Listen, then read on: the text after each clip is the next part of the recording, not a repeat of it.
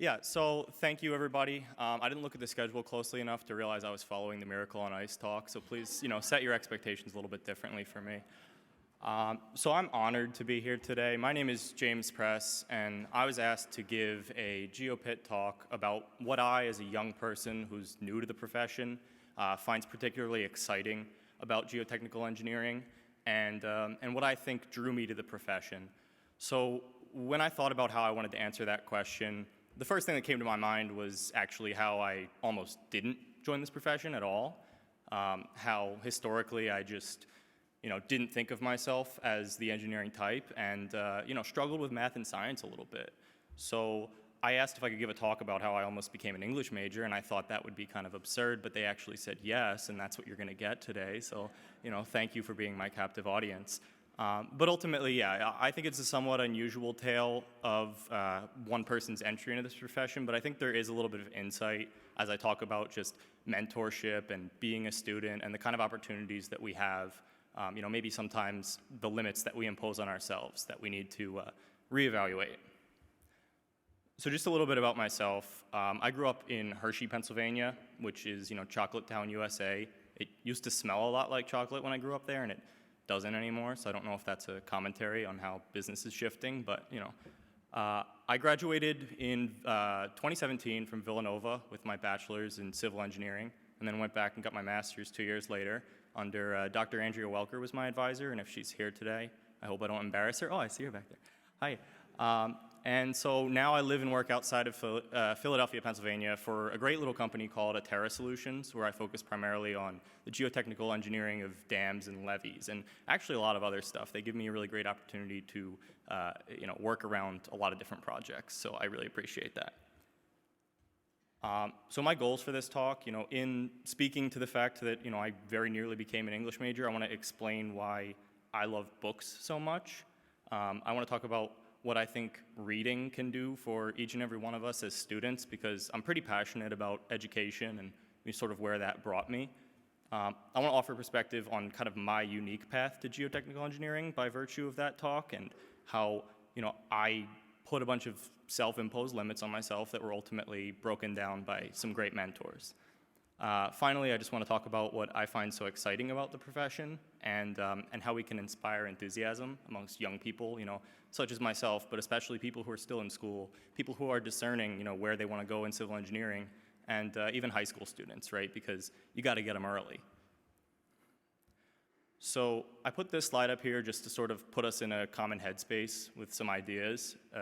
Basically, I think each of us, has a totally unique story, and when we're thinking about how we want to inspire young people to join our profession or just inspire young people to work in general, sometimes it can be very helpful to reflect back on when we were younger people. So that's very near to me because I'm still, very young and underqualified in this profession, but a lot of us, we all have different paths and journeys. And so just with a couple of these items here, maybe just reflect on them, think about them over the course of the rest of Geo-Congress, and reflect back on how you got to where you are. So I think the two important things here are schooling and education, and that is our common journey because we were all educated in a way that brought us to civil engineering and geotech, but also storytelling. So I think a lot of us either are good storytellers or have been told good stories and become good storytellers that way. And I think that's a huge part of our profession. And so something that I liked really early on, reading books, I liked stories. It kind of made sense. So what I call the world of opportunities here was that when I was very young, my parents were nice enough to give me a bunch of books and say, like, occupy yourself, right? And so that was kind of like their version of babysitting when they were at home, and I was so curious to open up like Harry Potter, and I had a copy of Moby Dick that I couldn't really read and didn't know what it was about, but I would just page through it, and I was a real little nerd from a young age. But more importantly than that, I just was endowed with this love for what could be found from books and what kind of knowledge could be obtained, and how you could then use that knowledge to inform the world around you. So like the more I read about whether it was interesting characters in classic novels or even science, and I pretended to read A Brief History of Time in 5th grade just because I was so excited.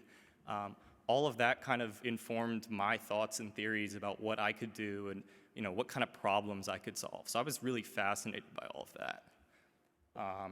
So I saw all these opportunities, and I was in middle school. I was like this really precocious reader, but I was also this budding problem solver. And the one place you can do that in the science math world was actually the science fair. So I loved going to the science fair and trying my hardest to come up with something clever to do and a problem to solve, but they were never well received. My projects were pretty terrible. The one project I remember distinctly, we've all heard the phrase, or the two phrases, something's either as boring as watching paint dry, or it's as boring as watching the grass grow. So in the 6th grade, I decided I was gonna make my project, which one's more boring, and how can I prove it? So I measured a patch of grass in my lawn, and I painted a bunch of wood in my garage, and it smelled terrible, and then I took that to the science fair, and they didn't know what to make of it, because I didn't really apply the scientific method at all. I just kind of did this, and I was like, here's a problem that doesn't really exist, and I'm gonna solve it.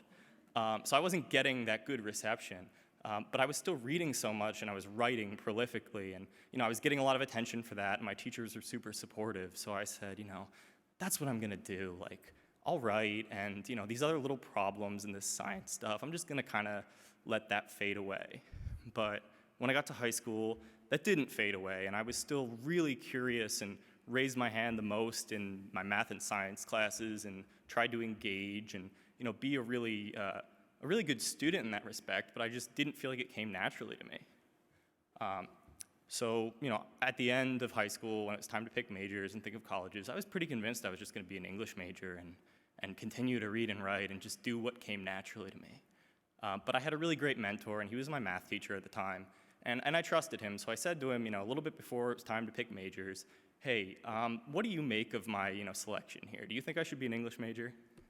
And he looked at me, and he was kind of shocked, and he said, you are the most talkative person in this class, in a good way, I guess. You're asking the most questions, and you might think your test scores don't reflect it, but you have a passion for what you're doing in math and science. And I think the big mistake you're making is that you're gonna go to college potentially to reinforce something that you're already doing on your own, but college is a place to learn, and you learn what you don't already know, and most importantly, it's a place you're gonna spend a lot of money, so you might as well go learn something and make value out of that and challenge yourself. So it's something, he kind of said something to the effect of what I saw on the wall of the gym in the hotel this morning. It was, if you don't challenge yourself, you won't change yourself. And that was kind of interesting to me, and it reframed my idea of what going to college could look like and what I would do. So he just happened to be a civil engineering professor as well earlier in his life, and that kind of informed part of the decision, but go figure. So I still write a little bit. This is a joke. I'm not gonna tell it, because if it bombs, then I didn't technically tell it, you just read it.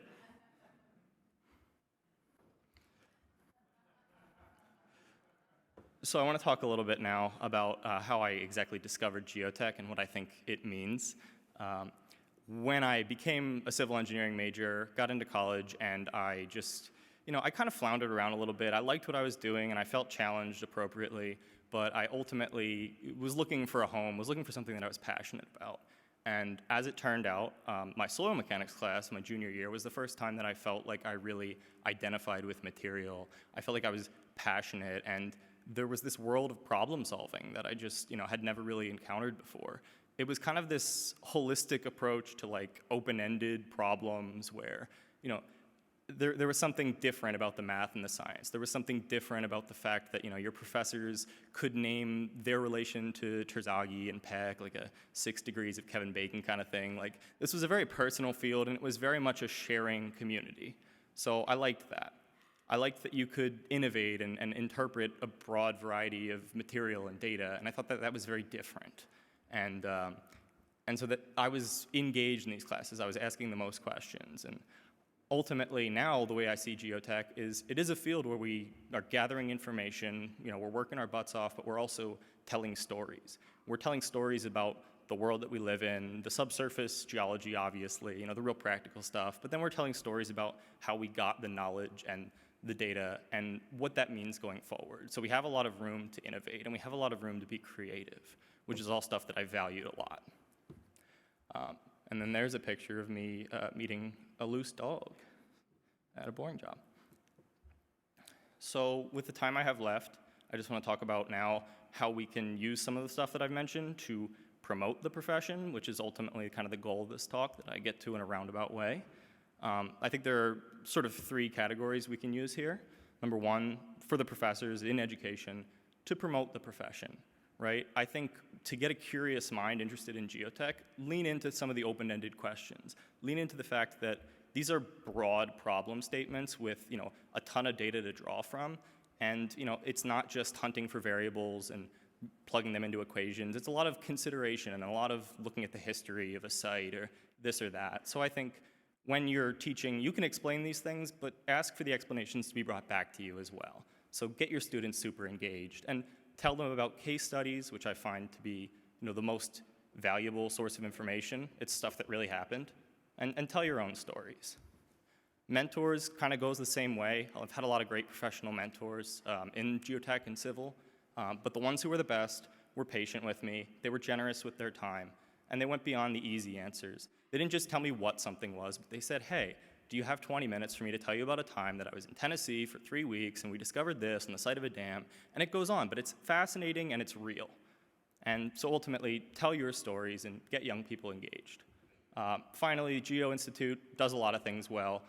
Continue to embrace social media and cultivate a vibrant community. So that's me, that's my time. I want to give a special thanks to the following people, who I won't name individually, but they're super important to me. And I'll leave you with one final joke. Again, I won't read it out loud. Thank you.